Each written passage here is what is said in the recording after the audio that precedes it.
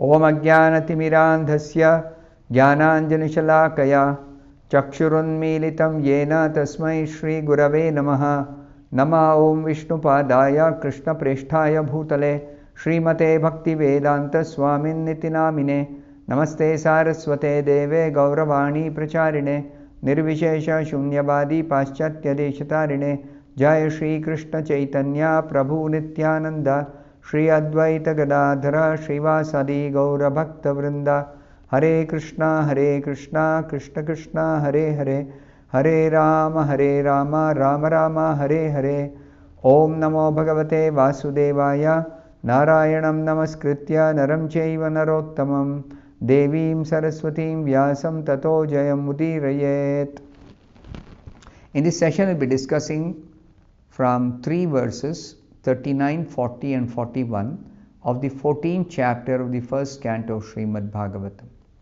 The 39th verse, Kachitte Anamayam Tata Bhrashtateja Vibhasime Alabdhamano Avagyataha Kimva Tata Chiroshitaha. This is another verse spoken by Krishna to Arjuna. This is a verse spoken by Yudhishthira to Arjuna. Yudhishthira is addressing Arjuna. My dear brother Arjuna, please tell me whether your health is all right. You appear to have lost your bodily luster. Is this due to others disrespecting and neglecting you because of your long stay at Dwaraka? This is a question raised by Yudhishthira. So in the purport, Srila Prabhupada says, from all angles of vision, Maharaj Yudhishthira inquired from Arjuna about the welfare of Dwaraka. But he concluded at last that as long as Lord Sri Krishna himself was there, nothing inauspicious could happen. But at the same time, Arjuna appeared to be bereft of his bodily luster. And thus, the king inquired of his personal welfare and asked so many vital questions. Text 40. Kachinna abhihato abhavaihi. Kachinna abhihato abhavaihi. Shabdadibhir amangalaihi. Nadattam uktam arthibhya. Ashayayat pratishrutam. The meaning of this verse is, has someone addressed you with unfriendly words or threatened you? Could you not give charity to one who asked? Or could you not keep your promise to someone? These are all different reasons why a respectable personality becomes very depressed or dejected or very unhappy. So, Yudhishthira is trying to find out what is the cause for Arjuna's dejection. So, in the purport, Srila Prabhupada says, a Kshatriya or a rich man is sometimes visited by persons who are in need of money. When they are asked for a donation, it is the duty of the possessor of wealth to give in charity in consideration of the person, place and time. If a Kshatriya or a rich man fails to comply with this obligation, he must be very sorry for this discrepancy. Similarly, one should not fail to keep his promise to give in charity. These discrepancies are sometimes causes of despondency, and thus failing, a person becomes subjected to criticism, which might also be the cause of Arjuna's plight. Yudhishthira is trying to guess.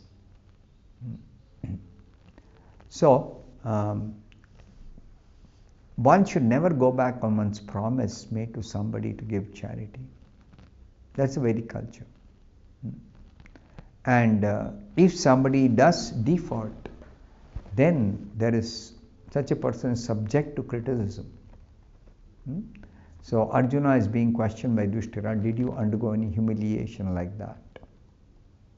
The 41st verse, Kachit Tvam Brahmanam balam gam vruddham roginam striyam sharanopasritam sattvam na atyakshi sharanapradaha.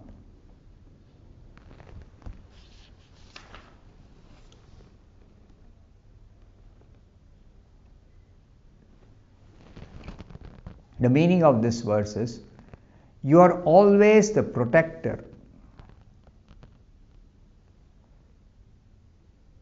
of the deserving living beings such as brahmanas, children, cows, women, and the diseased. 5 categories of personalities are mentioned here who deserve protection. Who are they? The brahmanas, the children, the cows, the women, and the diseased people. So the question being raised, could you not give them protection when they approached you for shelter?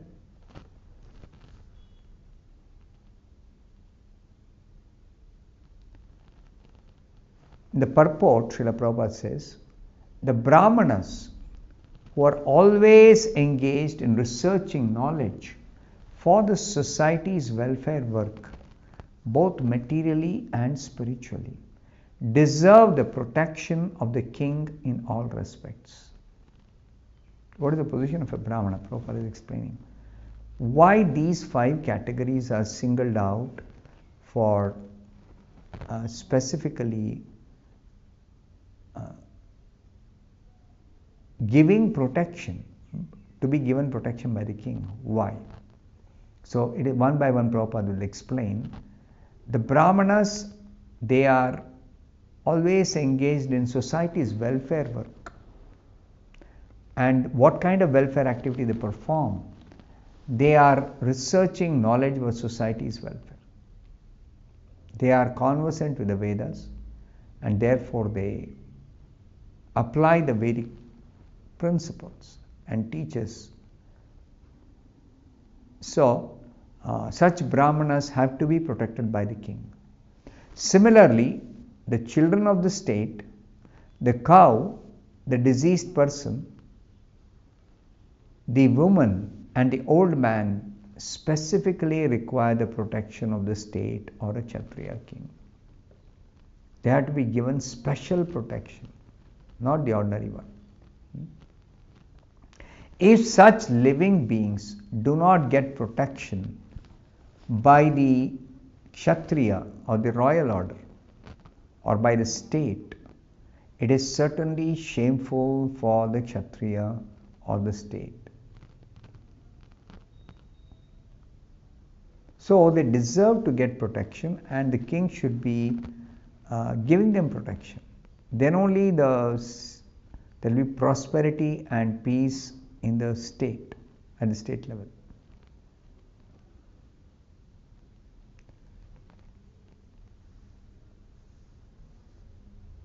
If such things had actually happened to Arjuna, Maharaj Yudhishthira was anxious to know about these discrepancies.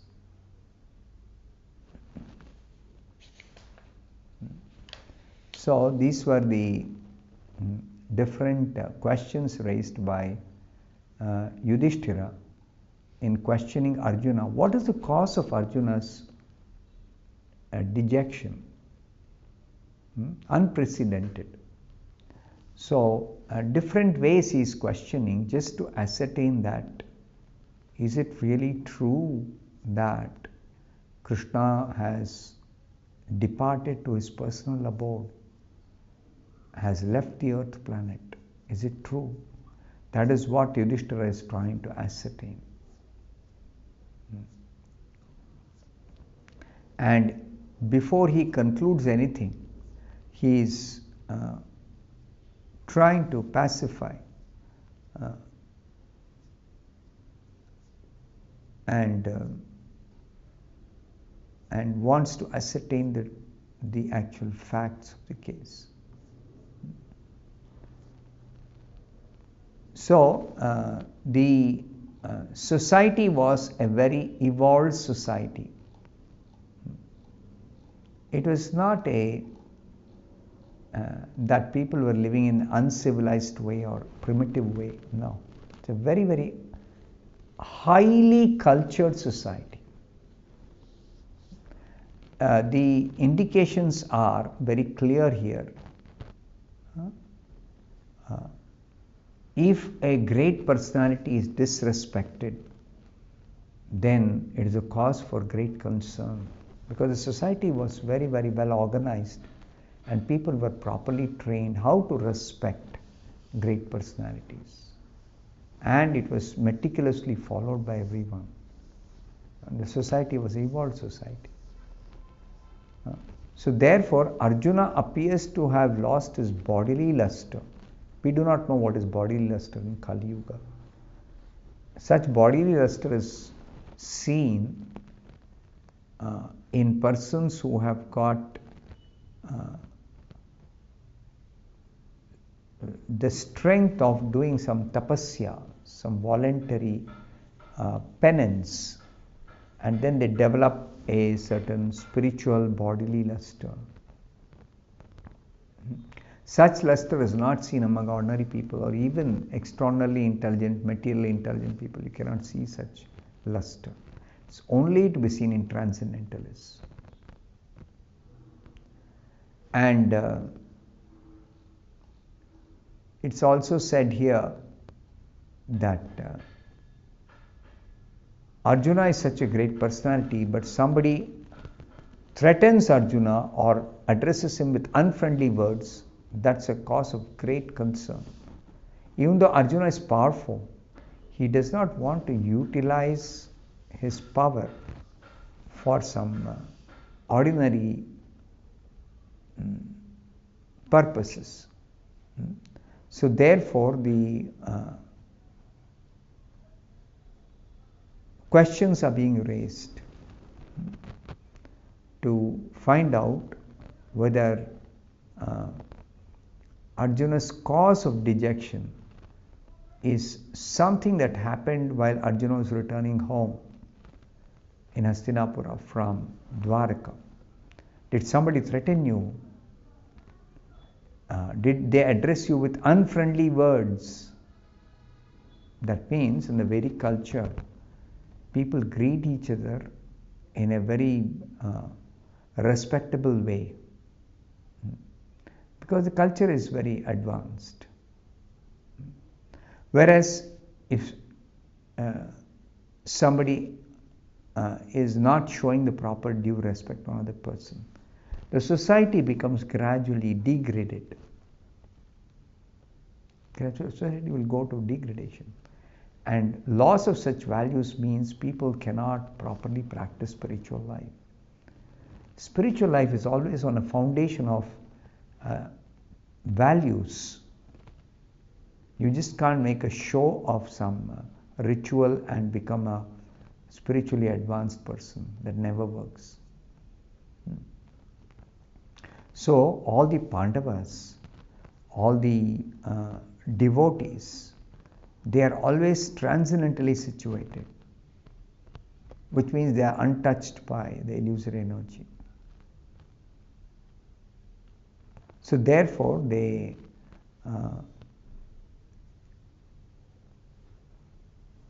can actually live in the society in a dignified way.